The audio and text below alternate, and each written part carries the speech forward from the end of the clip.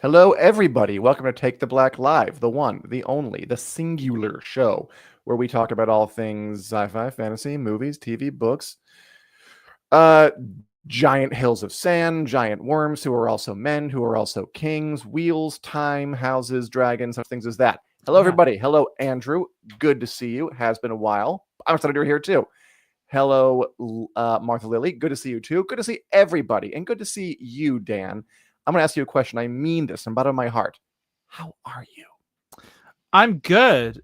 Generally speaking, I'm good, There's been some interesting it hasn't been a crazy wild time in fantasy sci-fi land, but there's been some cool stuff going on, especially where the Wheel of Time is concerned. I'm ready to talk about all the hills, the sand hills, and especially the hills of Tanchico. But how are you, Dan? And how's everyone in the chat? Good to see you in there, Ash and Andrew and Martha. Not bad at all. I think there's tons of stuff happening. I'm not going to say anything beyond this, but I want everybody to know because I want them to be impressed. I have seen a very hotly anticipated upcoming program that is coming soon, but I can neither talk about it nor even name it. So you all just guess what I'm talking about. That sounds We have lots to serious. discuss. Let's start with the Wheel of Time, like a brief stopover in Randland to just Yeah. update people and talk about the continued inspiring battle to save this show from the deep, dark pit of cancellation. Daniel, what's the latest? Yeah, so basically this Oh, week, cool. there's been this ongoing fan campaign that's being run by a bunch of folks through this website, savewatt.com. They have a petition they've been doing. They've been doing letter writing, mailing stuff to streamer offices, all sorts of things. They did a GoFundMe to support billboards and a sky banner like that one the Expanse used. And this week, the billboards and the sky banner all are happening. So there's been a lot of excitement in that fandom because it's been bannered across the sky, save the Wheel of Time over Amazon Studios and stuff like that. But let's start with some stuff that I saw, I think, late last night. Because these billboards are literally going up like yesterday, today. They'll be up for days. Some of them will be up for like months, or a month, depending on where and which ones. So the first picture, we've got one from Sao Paulo, Brazil, which is kind of fun because there was like a Brazilian super fan who bought a billboard in New York City saying "Save the Wheel of Time." So now that was not part of this fan campaign. So now the fan campaign is buying some in Sao Paulo saying Mhm. "Salve Roda do Tempo." Do Tempo. I'm sorry, I don't speak Portuguese. But yeah, so that's all very exciting. So that one went up. We've got another picture of one in New York City. Um, and then Woo. yeah, that one went up, I think, today. And then, of course, the big exciting thing that happened yesterday, which we wrote about, go find it on the site, which also has the locations of all these billboards if you want to go find them. But yesterday, a sky banner flew across Culver City, LA. I think this photo was taken by Gus from Wheel Takes Pod. But yeah, so this little biplane, flew around. It's called Culver City Studios. So basically, like this compound where like Amazon and Apple and Netflix and a bunch of other studios, they all rent out space in Culver City Studios. And this this little plane just flew laps around it. I think I heard, or it flew like 47 circles around this little compound. And yes, producer Richard has put the website in the chat if you want to learn more, savewatt.com. But yeah, so it's a lot of excitement. We have confirmation that people in the Amazon offices saw the plane flying around, saw the banner. The show's book expert, Sarah Nakamura, shared a photo that she said, someone sent this to me from inside the Amazon offices, so we know they saw it. So yeah, how are you feeling about all this, Dan? Like what are your thoughts? Because this is coordinated stuff to see this many. They have things going up all over the globe. There's also a huge banner in Leicester in England, or maybe it's London, Leicester Square, London, Sounds and right. yeah, in England. I know there are other ones in Los Angeles. So they're really going hard. I'm just impressed. That's it. We keep highlighting it because it's very impressive. It's impressive what fans can do when they put their time and their effort and their money into a cause. And this is one of the most well-organized campaigns in a long time. I don't think it's going to do any. I really don't. I just doubt it. That's the cynic in me that's going to revive anything. But man, if it did work, it would be a moment of utter triumph for these people who are putting their time and effort into this. I Yes, wonder it how much a would. sky banner costs. How much does it cost to pay a pilot to fly around in circles 40 times with a banner behind him? Beats me. I'm sure these people know because they just did this. But we do know that they raised $32,800 for all of Come this on. stuff. So Incredible. yeah, which is amazing. And they did that in like less than a week. Like it really wasn't that Incredible. crazy of an amount of time. Hey Arosa, speak of the devil, we're talking about Wheel of Time, the Save the Wheel of Time campaign, and all the amazing stuff it's been doing. So yeah, I mean, if this at this point, because you're right, shows very, very rarely get saved, but this is probably the most coordinated campaign like this I've seen, at least since The Expanse, if not ever. To see billboards like, when Raised by Wolves was trying to get saved, like I love me some Raised by Wolves. They had like a single banner in New York City because it just didn't have the fan base of something like the Wheel of Time, which this kind of does show, like this is a large enough fan base to be supporting billboards across the world, all these things like that, versus a smaller show that maybe couldn't, or like The Acolyte's another one that got canceled, didn't really have any of this stuff kind of come of that. Sure. So these fans are willing to put their money where their mouth is and say, give us more seasons of this show, that is adapting this very famous, beloved book series that really does deserve to come back. But yeah, we'll see. I do Deserves it a think, lot. If yeah, only we lived in a world where this kind of thing was, I feel like when this kind of fan campaign thing was in its sort of infancy, I don't know if I want to say that, like when in the early 2000s, when these kind of sort of things started to happen, I feel mm-hmm, like studios might have been surprised to the point of wanting to factor them into their decisions. I yeah, almost wonder if they've gotten used to it now, because we know studios will try to avoid doing anything unless it makes them money. Like that's the way studios work. And it's almost like unless these campaigns can go full shock and awe and show them something new, the potential effectiveness is lessened because studios can, I don't know, they're a little more used to them. But this yeah, campaign is going shock and awe. And I agree with Andrew Haley that if it doesn't come back, I think Respect Fans for doing this. They have a future in organizing. They should be hired. Maybe they are organizers. yeah, totally. I think, 1600. yeah. So that's, someone put in the chat. The flying sign was around 1600. Which, yeah, I agree with you in terms of like the sheer amount of organization. Like it really can't be Gains. overstated how impressive it is, and how coordinated, and they're not only doing all these things, they're making sure they're getting people, boots on the ground to take pictures of them, which is then giving them even more life because they're getting posted Incredible. across social media. Like I saw showrunner Rafe Judkins shared the Sky banner, as well as like Yosha Stradowski and Iola Smart, who played Avienda, and like a bunch of other people.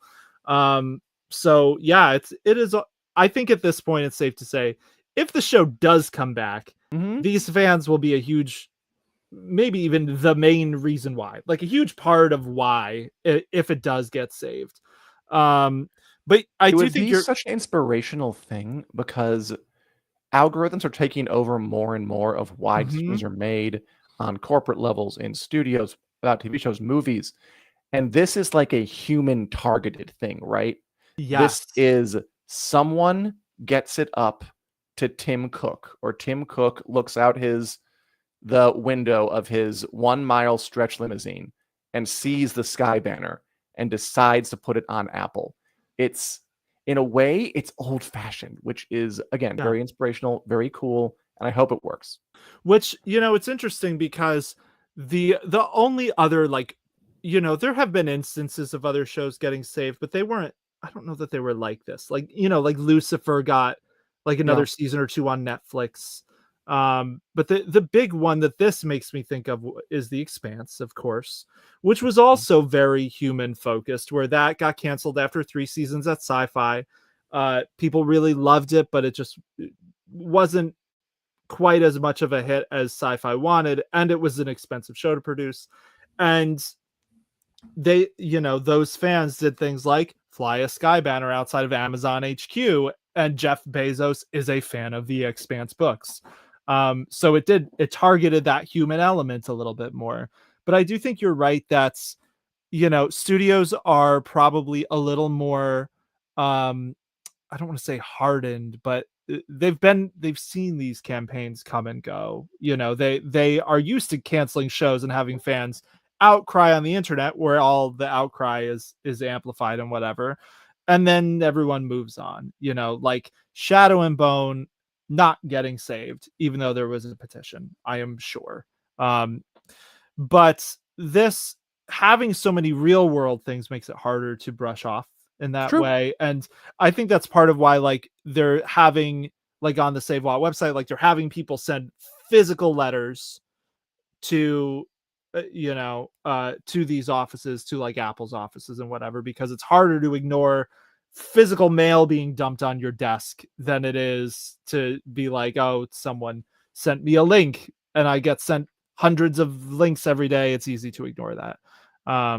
So yeah, this, fingers crossed. How wonderful Fingers would it crossed. be for the It Wheel would of be Time so to wonderful. continue? There's one thing I do want to ask you about, if you think this holds water. So there's a scoop channel that reports on all this stuff. What up? Hmm. A lot of great news. Seems to have some inside sources.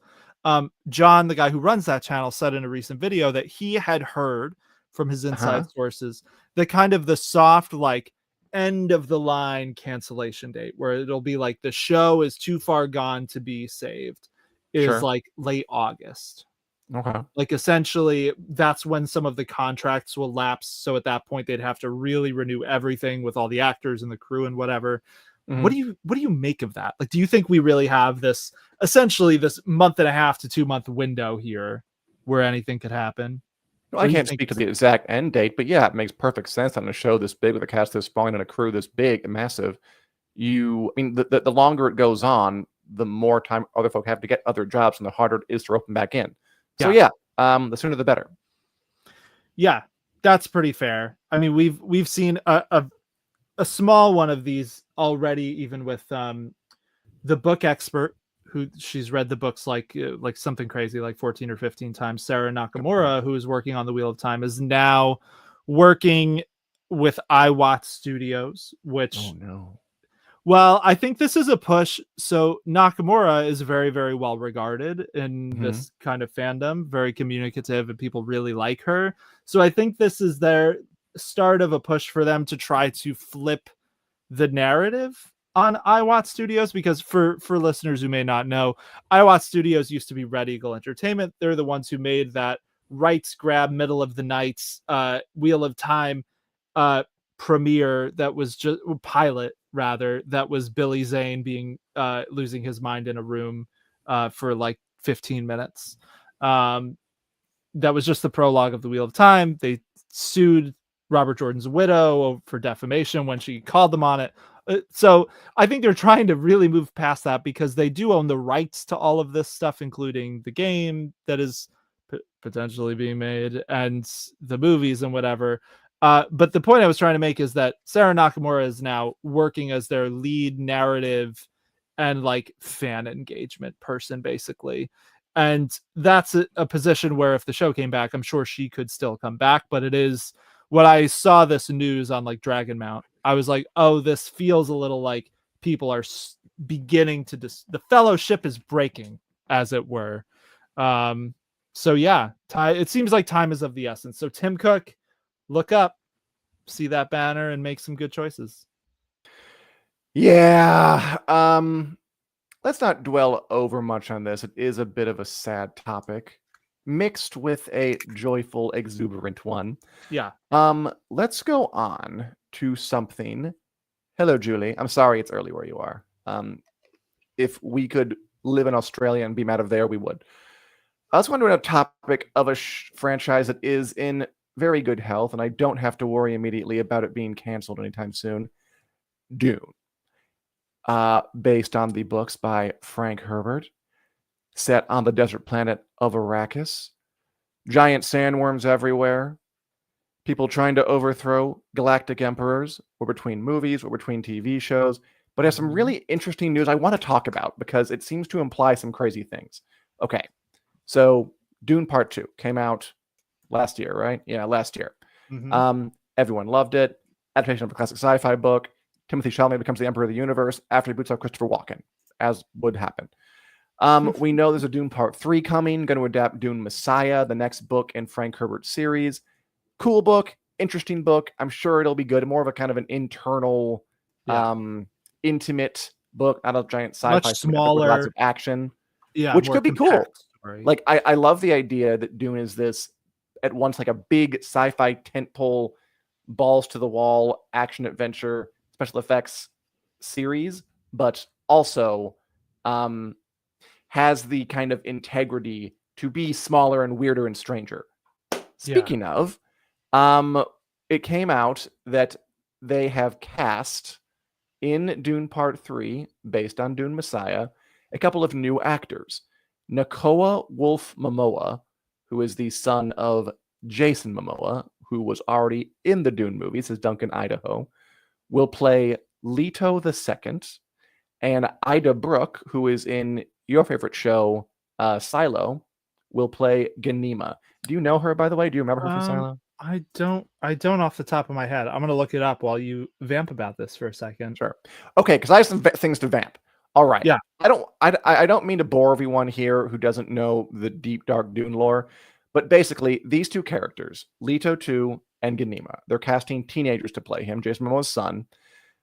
It's a little weird because in the next Dune book, Dune Messiah, these two characters are born at the end of the book and they're only infants. So it's like, okay, so they're going to cast older actors, which means they're going to either jump forward in time at the end or there'll be some kind of vision. I know that we saw Anya Taylor-Joy as a grown-up Aaliyah in the first movie or the last movie, even though she was right then a fetus, but we still managed to get her in there somehow. But if they're casting these two roles, it has me thinking, are they planning to adapt the Dune book that comes after Dune Messiah, Children of Dune, where Leto II and Ganima are the main characters? And will they just have these people return for that? Because, that's kind of the strategy with Anya Taylor-Joy. You get her out there as Aaliyah, even though she's a fetus in the movie, and then she'll be in Dune Part 3 as a more grown, creepy Aaliyah Atreides.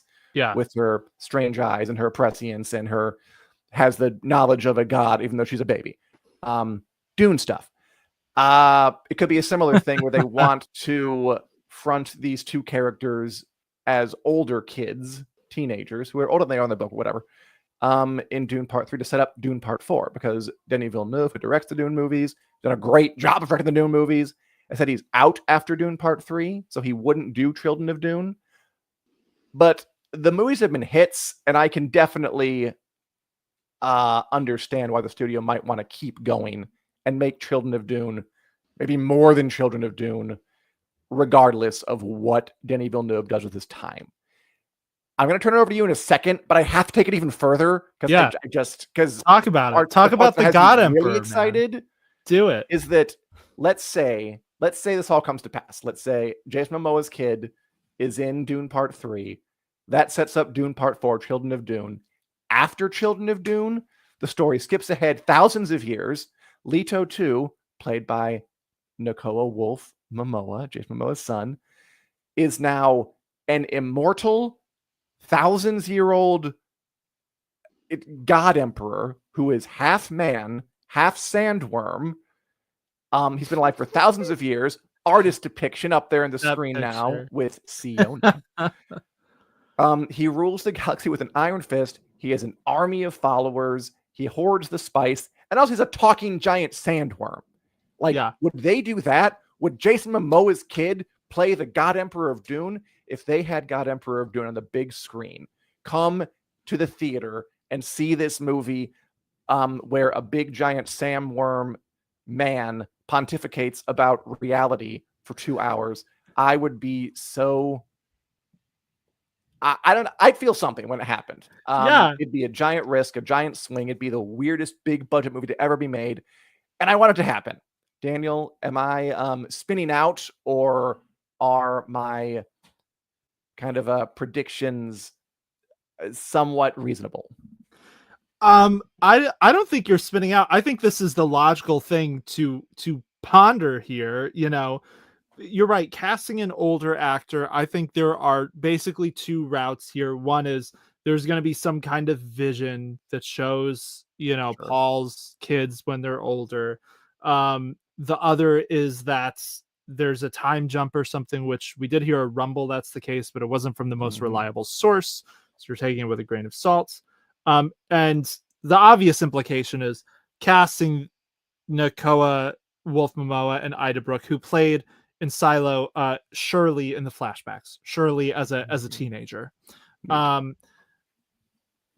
Casting them so that they can play a larger role in future movies. I mean, Children of Dune is an all-around solid sci-fi, Totally. good book, would probably make a really good movie. Or But, two. like, It's big enough to do two, I think. Never mind. Go on. Yeah, that's fair. Messiah is not. So I'm glad that they're slick. doing one movie for Dune Messiah. They're not stretching it. But now I almost wonder, like, it's funny that you say two movies for Children of Dune, because, like, what if they do another trilogy and it's two Children of Dunes, Children of Dune Part 1 and 2, and then God Emperor is the end of the trilogy? Because like here's the thing, like, God Emperor of Dune is such a weird, wonky book. Like, it is sci-fi doing the wild sci-fi stuff that only sci-fi can do and get away with, and like, it would get people talking if they actually went through with it. And like, that it would be a bold swing, but it's also like, holy shit, they're doing it. Like, people would show up for that movie.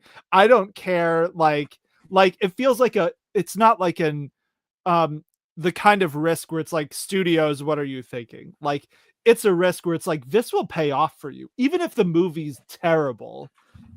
Them getting to do God Emperor of Dune, I think, would pay off, because it's such a weird concept. People will show up to see it. It makes history. There'll be like interviews where Nakoa-Wolf Momoa is like, to prepare for this role, I bought a colony of worms and just watched them for days on end, and I would love that. Yeah, I hope, you know, if they do this is the start of, you know, Jason Momoa's son's long and sprawling acting career as a worm man. You know, do it all practical. Do it all typecast. He's only in things that have to do with worms from now on. But, you know, give us a practical God Emperor of Dune. Put him in a suit, you cowards, where it's just his face at the top of this thing.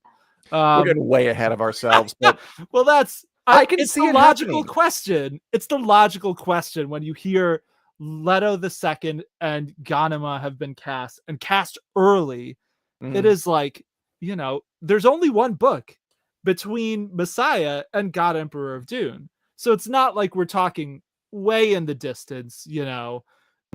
It is like, if they do a fourth Dune, like, this is what's next. Ash says, then Heretics of Dune and Chapter House Dune, the two other Dune books that Frank Herbert wrote before he died, those get even weirder. I mean, but hey, if people turn up for this hypothetical God Emperor of Dune movie, hand over all their cash, get the giant worm-shaped popcorn bucket, and just it sells out, they'd have no choice. And then they would get sexy space vixens who use sex as a weapon to disarm and trap men. That'll go over real well. Sure. Yeah, I think whether we ever get Heretics of Dune or Chapter House Dune, I feel like if we get, you know, the fact that Dune exists now on the big screen in such a good way that we can actually contemplate this is amazing. Like what a wonderful thing for sci-fi fans who have loved the Dune books for so long. Like, this is a moment, and like all the kudos to Denis Villeneuve for making it happen, because none of it happens without him. But if we get God Emperor of Dune, like I'll go watch more Dune movies, but I could walk away happy knowing that we got to the point of the giant worm emperor. You know, like I need that more so even than Children of Dune. I'm like, we need God Emperor now. So yeah, we're maybe getting ahead of ourselves, but I think it's reasonable, just like the risk they would take on this movie. That's all I wanted to say, really. I just wanted to throw it out there that this could be the path the Dune franchise is walking down, and I wouldn't say no. No, I wouldn't either. Um, I'm glad, that Villeneuve is getting to work sooner rather than later on Dune Part 3. I know he said he wanted to take a break after Dune Part 2 and do something else, and then he kind of changed his mind because he kept thinking about it. It is a huge question who could possibly follow up in his shoes. I feel like they need, Colin Trevorrow. God, I mean, I feel like I haven't seen enough of Colin Trevorrow's movies. Right? Didn't he do he did some of the Jurassic World movies. World, I think, yeah. I feel like Gareth Edwards is one I wouldn't mind. Literally just thinking Gareth Edwards. Although I don't know why. What did Gareth Edwards do? I literally just, it went in my head. Gareth Edwards should do it. Who's Gareth Edwards? I don't know, but he should do it. Ironically, Gareth Edwards is doing the new Jurassic Park movie, but he also did The Creator, which was, that's the one where it's like, all right, Gareth Edwards can have the gig, because that was like an original sci-fi movie that was really good and like had the artistry behind it. Like it's a very well-made movie, and he did it on a budget of like 80 million. Like it was, compared to what these movies typically cost, it was very cheap. The other one, I'm pretty sure he directed Rogue One as well. I think you're right. Yeah. How about Hideo Kojima? That guy's weird. He wants to. How about You're Raised by Wolves boy? Well, he's the writer more than a director. Get Aaron Guzikowski. So we're talking about him because there was Death Stranding news. I don't know if that's in the lightning round. It is, yeah. Okay, so we'll talk about it then. I mean, Aaron Guzikowski helping write God Emperor of Dune is a top tier choice. That's a really good fit, actually, in my opinion. I agree. Again, way out of ourselves. Fun side topic. I'll just say it right here. Okay, so it's June 18th, 2025. I just want to refer back to this. I'm so glad to be buying my ticket today to see God Emperor of Dune, starring EGOT winner Nakoa-Wolf Momoa as the worm. All right. And we'll come back here in a few years and see if I was right. Yes, I'm so here for this. This is my favorite news of the week for sure, that we are getting officially confirmed God Emperor of Dune, because why else are you casting adults? Also, I know we have to move on, but can I just point out, it's kind of funny the lengths Denis Villeneuve is going to avoid working with little children in these movies, because like, in the book, Anya Taylor-Joy's character, she's born, she's a little kid in the original little book. Kid, yeah. She's a little kid. You can watch the David Lynch version if you want a more maybe accurate age-wise depiction of what that character was like.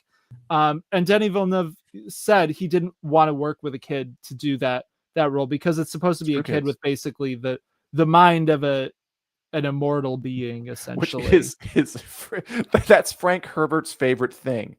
Babies with the brains of adults. Yes. Frank Herbert loves babies who have the brains of adults. Why? Consult a Freudian psychologist. I don't know, but he loves that. Few things are more disconcerting than babies with the minds of adults. I guess that's my takeaway from reading Dune. But yeah, so he kept Anya Taylor-Joy's character as a fetus to then show what she'd be like as an adult. So we can now move on to her being an adult. We never had to see her as a weird little adult child.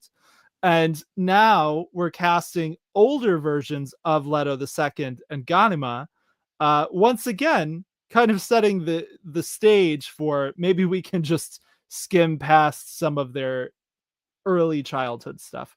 So kudos to you, Denis Villeneuve, for knowing what you like on a set, Hating and kids. that Yeah. is not working with little children. Fair enough. All right, I also want to talk about today something that is in the news that James Gunn, writer, Ooh, okay. director, raconteur, Guardians of the Galaxy director, new manager of this DC Cinematic Universe, is saying about franchise in general. We're talking about franchise, right? We're talking about Wheel of Time Wait, franchise, Pierce Be about Dead in the what? Water, About what? about the film industry, about Okay. his rivals, about life, the universe, and everything. About okay, I'll just read it. So James Gunn, Guardians of the Galaxy writer, director, and now manager of the DC Cinematic Universe, is taking a bit of a stab at his old stomping grounds. Talking about, there's been a lot of talk recently about how movie theaters are dying, movies are dying, people aren't going to see movies much numbers as they used to, which is kind of true. And then you see things like How to Train Your Dragon doing well, you see things like Sinners doing well, and you wonder if that's really true. He does not think it is. His opinion is that too many movies are being made with incomplete or bad screenplays, and that's why people are not seeing it. It's not to do with they're distracted by their screens at home, or that they've too hooked into video games, is that the movies just haven't been good enough. The screenplays have not been good enough. And he has an opinion on why Marvel, the franchise, has, well, I'll just read his own words. He basically thinks that the pandemic era, post Disney Plus time, when Disney was mandating that Marvel get out X number of TV shows, movies to draw subscribers to Disney Plus, was real bad, saying that that wasn't fair, it wasn't right, and it killed them. They're not dead, but I don't think people would really dispute that big franchises like Marvel and Star Wars just do not feel exciting like they used to. I'm not as excited by them. I remember 2015, like the Force Awakens Star Wars. It was 10 years ago, and there was such a giant hubbub around it. There was such a feeling of it was an event. Everyone was talking about it. I remember Avengers Endgame. People were not getting enough of it. And now something like the Star Wars Acolyte show came out, and it just passed by without a blink. Even something like Andor, which was really successful, seemed to kind of come and go. Thunderbolts came out. I didn't see it. I heard it was okay. See? Like I heard it was good. I heard it was good. I heard it was good. But Yeah. people are just not excited. And I mean, I think we all agree with him, but how much do you agree with James Gunn that this oversaturation really did a number on these franchises? And is it salvageable? And are they actually dead, or just something that isn't quite dead that I can't think of? I completely agree with all of James Gunn's points here. I agree with him that the reason why the movie industry is, I don't know if I would say it's dying, but I would say it's struggling. I would say studios are struggling to find, direction, maybe because they're being led so much by big IP franchises that they think can juice their numbers and whatever. I do think that there is an exhaustion with a lot of the movie going public with those sorts of, I don't want to call them soulless franchise continuations, but you really see that it is not just a people don't want to go to the movies problem when something like Sinners comes out, and through word of mouth that like this is a great movie, like is setting records, and it's an original movie not based on anything else, and it's just a good movie. It's just a really good movie that Ryan Coogler wanted to make, and he made it, and it was awesome. Oppenheimer, and it the other resonated. year, is a biography about a nuclear scientist, made $1 billion at the box office. Like, this kind of thing can't happen. I would say, even though I'm hesitant because this is technically an IP, but it had a film auteur behind it, Barbie is kind of in this category too. Because like however you feel about the merchandising aspect of it, like Greta Gerwig is a visionary. She brought her filmmaker sensibility to the thing. And I think that's kind of what people are craving more than like, I keep seeing ads. Another Marvel movie I haven't seen is Captain America: Brave New World. I also skipped that one. And like I was excited for the flip to the new Captain America. I like the idea of it being Sam Wilson a lot, and I really like Anthony Mackie in that part. But Yeah. like I saw an ad that was like part of him fighting the Red Hulk, and even just watching that clip on YouTube just felt sterile and unexciting, and like things we had seen 100 times before, and there's no real reason we're seeing it again aside from Marvel has a mandate to keep making more money. So on the one hand, I agree with that part of his assessment on the film industry. On the other hand, what he's saying about Marvel getting a mandate to help launch Disney Plus, this is not speculation. We know this for a fact. People have written about this in books. Like I'm pretty sure Bob Iger, who was the CEO, he left Disney, and then Bob Chapek took over right when this happened, and it was Bob Chapek's mandate that he had Marvel and Star Wars announce like 20 projects to back up Disney Plus when it launched. And this is also part of why Star Wars, like they announced like 20 things before they were ready to, and we've since seen a bunch of them fall through. So I do very much agree with him that those mandates, which seemed like they primarily came from that interim CEO, Bob Chapek, who then got canned, and Bob Iger came back because Disney was in such a bad place with this stuff. That I do think that severely tarnished, I would say, both Marvel and Star Wars as brands. It exhausted people on them. It kind of killed our trusts that when they release things, they'll be really good and they're not just trying to milk us for money. Your point about The Force Awakens is a great, perfect point, because at that point, no one ever thought they would get another Star Wars movie. So it was a huge deal that Disney bought the rights and was going to make another one. It was only 10 years ago. And then 10 years later, everything's changed. And now it feels like we can't get a break. Yeah. It's interesting. So Chris in the chat says, there's so much available to watch these days, so big franchises have suffered, and also the time it takes between movies and new seasons is way too long. It is this weird balancing act, because you have to hit the right time where it's long enough to miss it, but not long enough to forget about it. And that is a difficult thing to hit. Yes. Like we talk about TV shows taking too long. And if you ask me, like Star Wars and Marvel, like putting out a TV show or a movie a few times a year, that seems like it's not long enough. Yeah. And there's like a medium here that must be harder to hit than we think, because no one seems to be able to hit it. Well, I feel like there are people who kind of have figured some of this stuff out. Like I will say, Brandon Sanderson, he's one of my good examples of this. So like he puts out stuff constantly. No one ever is like, man, Brandon Sanderson, I miss when he wrote books, because the dude's releasing a dozen books a year. But for the Stormlight Archive, his big main series, he does not put them out closer than like 3 years apart. He very intentionally separates them to leave kind of that amount of space where people aren't going to feel exhausted by it. They'll kind of be eager for it when it comes around. One of my favorite, this is a little off in the weeds, but it's the same idea. One of my favorite rock bands, Alter Bridge, does this same thing where they intentionally space their albums around 3 years apart so that they don't oversaturate their listeners.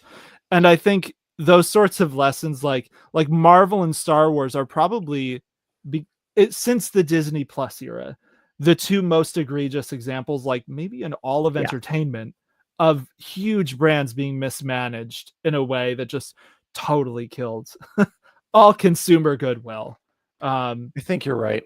Okay, next question is there a path back? Because I will say, it feels like there are two big movies around the corner that I do feel like are getting a ton of buzz. I feel like we're going to turn out for Fantastic Four. I feel like people are getting genuinely excited for that. And I feel like that Superman movie does have a lot of genuine buzz behind it. They could both flop. I could be wrong. I predict those will both do very well. Yeah. And it's kind of been long enough since the mandate period for them to have rearranged things a bit. and thought about how are we going to really make a really good one thing rather than like 4 so-so things, and just really maintain a level of prestige that people will want to come see it and make it an event. They want it to be an event. I don't think Star Wars really has that yet. It's sad because Star Wars was so oversaturated that when something like Andor came along, which was really extremely well made, Yeah, it was excellent. I think it was worthy of being that big event. I wonder how much bigger it would have been had we not had like the Acolyte or Skeleton Crew or even Ahsoka. Like, I don't know, things that I'm not saying they're bad, but things that maybe were not on the level, and just they really put their focus on one thing. And I do think people seem to be getting back to that point, at least based on their mouth words. Yeah. I mean, this is kind of the state we're in with the entertainment industry, right? Like all of these studios are contracting. They're all being a lot pickier with what they're choosing to go through with, sometime to their own detriment, like what we've seen with the Wheel of Time. But I think with Star Wars, I want to say that Acolyte and Skeleton Crew were like the last ones that were announced in this initial blitz of stuff like 5 years ago during the pandemic or right around that time. So yeah, I think obviously doing less is doing more. That's what Marvel is trying to do to course correct. They've been very transparent about this. Bob Iger, the Disney CEO, and Kevin Feige have both said we're trying to focus on quality instead of quantity for a while, which is for a while. Totally what they need to do. Fantastic Four, I think, will be interesting.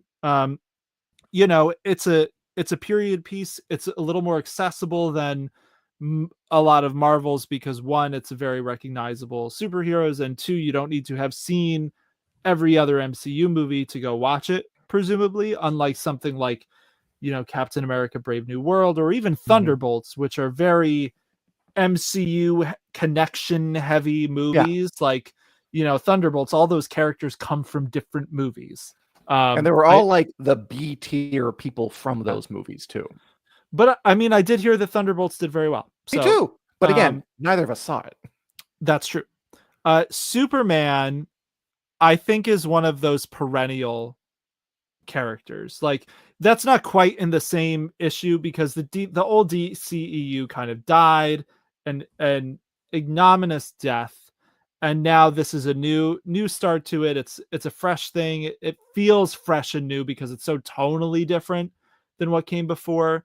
But Superman, really, he's like, him and Batman are like two of the superheroes who they can just put out those movies in perpetuity, essentially. Like every so often, like people will just show up for a Superman or Batman movie.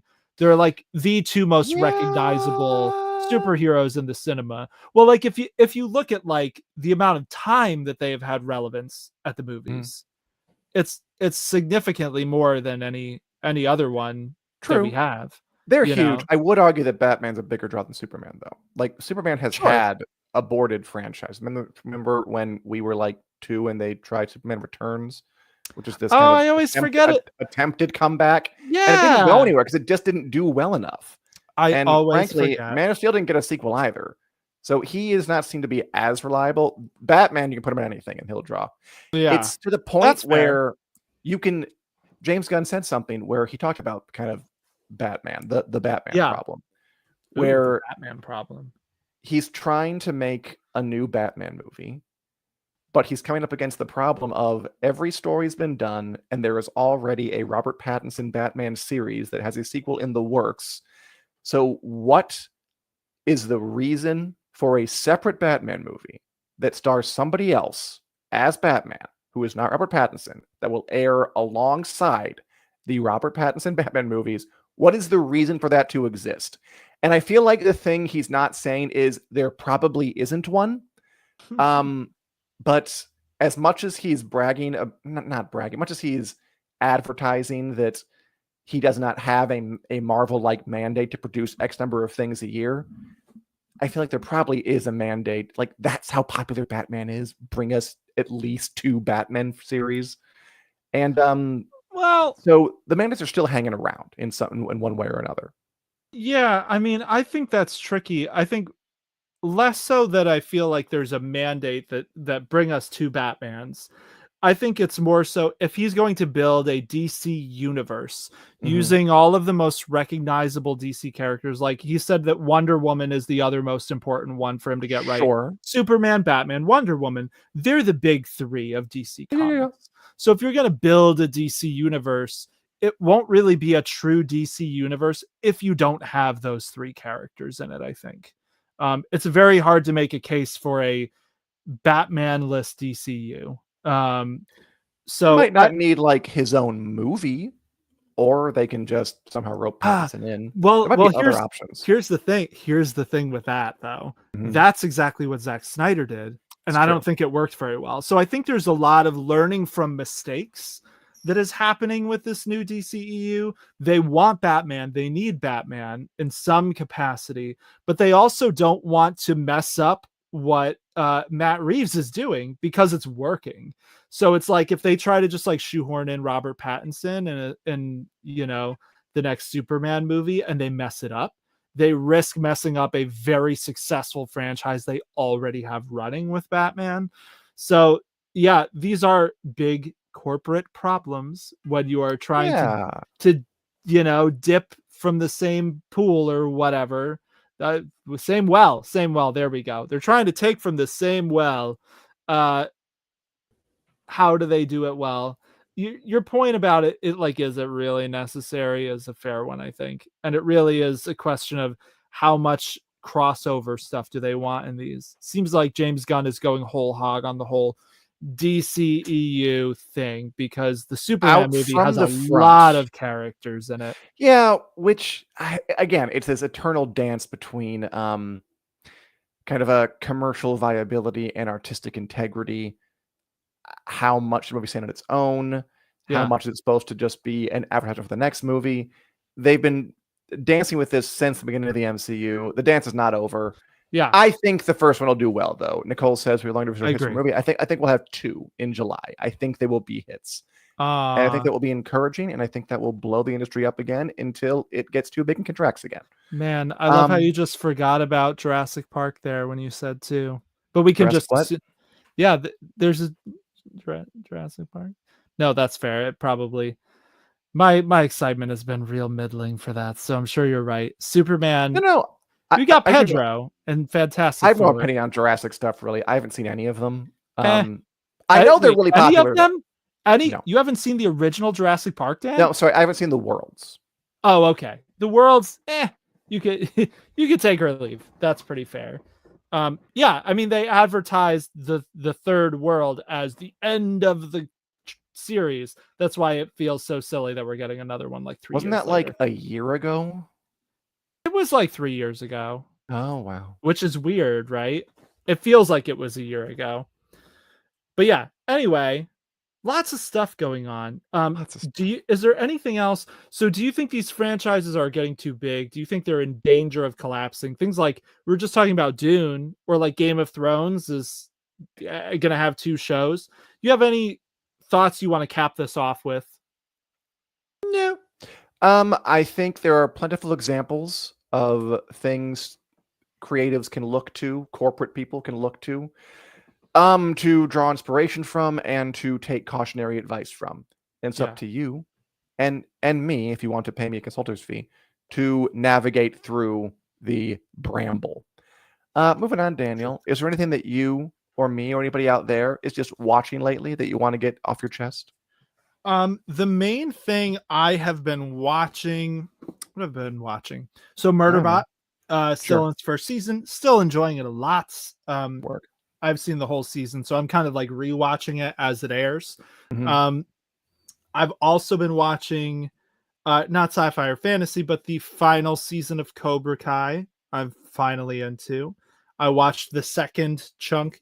Netflix really kind of killed, I think, the enthusiasm for Cobra Kai with its final season because they did it in 3 blocks of 5 episodes and they spread them apart by like 4 to 6 months. Like there were big gaps between the episodes, and Cobra Kai is notoriously fast for production. Like they don't have crazy special effects. It's basically just can the stunt people do the karate? And when they, they tend to be really quick. So it felt like Netflix is just spreading this out for their own ends. But I enjoyed the second part of the final season. I'm about to start the third.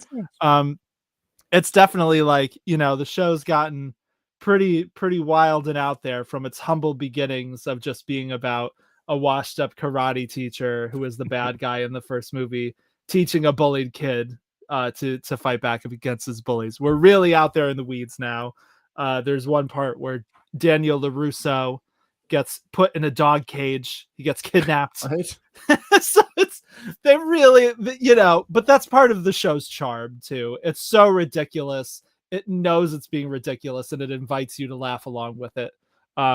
Usually through some cleverly timed musical drops and stuff. But yeah, so Cobra Kai is good. Murderbot's great. I finished reading this book, The Two Lies of Faven Scythe, which I need to review. It was pretty good. It's like a pirate space opera. I really like the author, Megan E. O'Keefe. I didn't like this quite as much as her other series, The Devoured Worlds, which is like amazing. This was like, I would give it maybe like a 3.5 stars. It's a standalone, like sapphic pirate adventure. And it's 300 pages. So it felt like it was a little shallower than I would have liked to make some of the reveals work. But still a good time. I had a good time with this book. So yeah, that's what I've been into. What about you?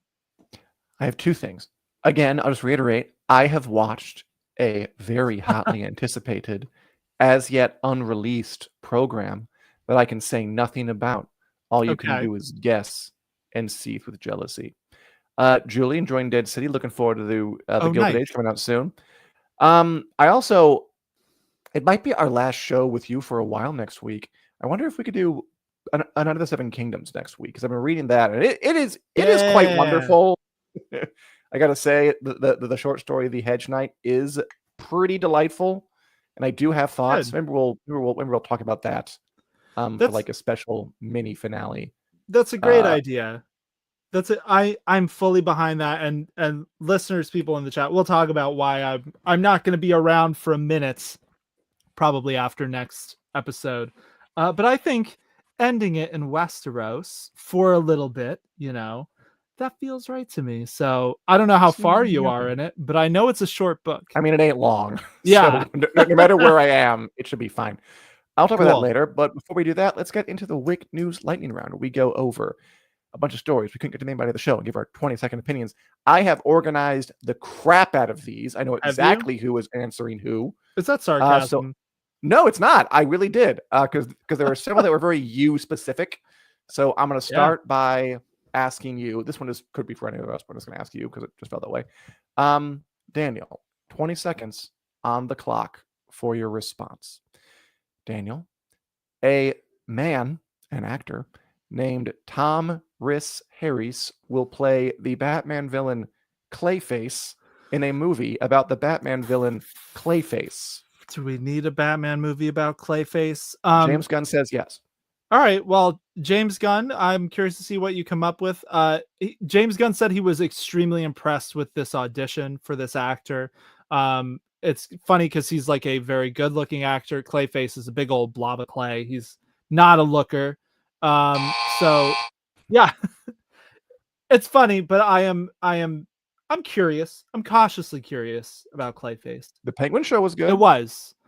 If there are any, if there's any superhero whose villains can hold their own movies, probably Batman.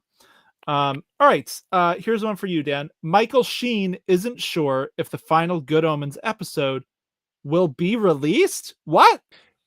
Yeah, Good Omens, season 1, season 2, pretty fun. Then Neil Gaiman is accused of sexual impropriety by a lot of women, and the third season gets canceled to a single episode.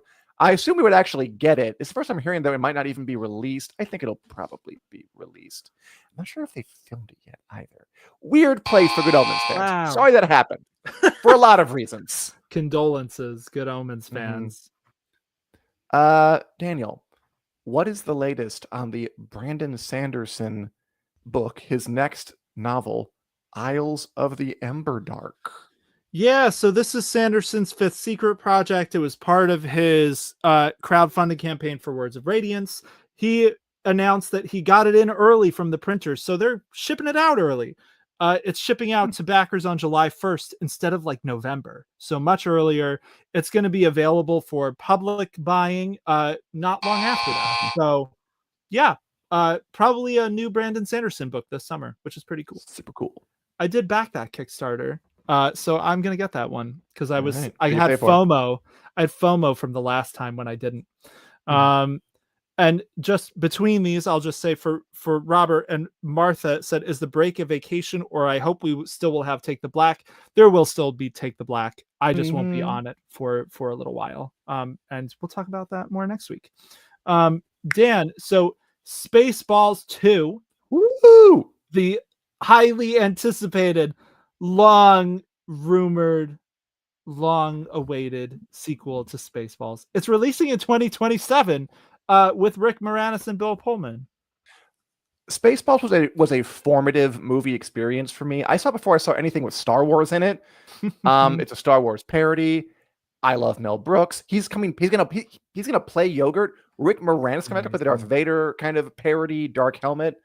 I have a lot of love for Spaceballs in my heart. It was one of my early movie loves when I was like a little honey kid. And yeah, I'm interested. I'll see it. Why not? Yeah. Daniel, who won't? They are making an animated movie out of the popular video game Death Stranding with Raised by Wolves creator Aaron Gulzikowski writing the screenplay. You like all of these things, right? I mean, I haven't played Death Stranding, so that's the video game from Hideo Kojima, who is also behind Metal Gear Solid, which I do love. So this is not adapting Death Stranding; it's a new story set in that world. And yeah, I love Aaron Guzikowski, the creator of Raised by Wolves. Haven't seen him do a whole lot since Raised by Wolves was canceled. This is a really cool pairing, and in animation, I will be seated for that. Dan, so this is sad news for Star Trek fans. Sorry, my Trekkies. Star Trek Strange New Worlds is officially ending with season 5. I don't think it's that sad. I feel like if you get to 5 seasons of a show, you have had a decent life. I feel like you can't really be that upset with it's not even a cancellation. Like season 3 hasn't even aired, and they're saying like, okay, we're going to do another season after this, and then another season of that, and that'll end it. I think it's a nice long life for a TV show. I hear nothing but good things about it. And I like that they're giving it this much runway and planning this far ahead, frankly. I think it's nice. So, not sadness, just appreciation and respect. Daniel, it sounds like a movie based on author Joe Abercrombie's book, Best Served Cold, which we heard was coming, may be in trouble. What's with that? Yeah, so Abercrombie was on tour for his other new book, The Devils, recently, and he kind of he got asked about this a lot. This Best Served Cold movie he was making with Deadpool director Tim Miller, had Rebecca Ferguson set to star. He kind of said progress on it has kind of petered out. So it seems like it's stalled out. Doesn't seem likely it's going to move forward. He told a few different interviewers, don't hold your breath for it. So that's too bad. It happens. It happens. Hopefully we get the Devils movie with James Cameron. That's a much smaller fish to fry than trying to adapt part of this huge, massive series, The First Law. Anyway, let's talk about a different huge, massive series that has a new movie coming out, I think tomorrow, right? No. Yeah. Right. Yeah. This weekend. This very weekend. And that is 28 years later. Are you going to go see it? If I have time, it'd be cool. I'm not sure I will have time, but it looks cool. I like the trailers. I saw 28 Days Later way back in the day. I like a good zombie movie, and this one looks like it's a good one. The original director's coming back, original writer's coming back. They both going to do great things in the interim. It looks freaky, it looks scary, it looks intense. If I can see it, I will, and I hope everyone else who sees it enjoys it. All right, Daniel, that is our show. We are Take the Black Live. I am Dan. You are Dan. You are people who are watching Dan and Dan. We talk every week about all things sci-fi, fantasy, movies, TV, books, etc. We do it right here every Wednesday afternoon at 2 p.m. CST on the Winners Coming Facebook page and YouTube page. Come on back. hang out with us, talk with us. We love it. Also, download us in podcast form wherever podcasts are available. Give us a like, give us a subscribe, give us a comment. We love it. We love you. And we would love to see you again. Goodbye. Take care, all.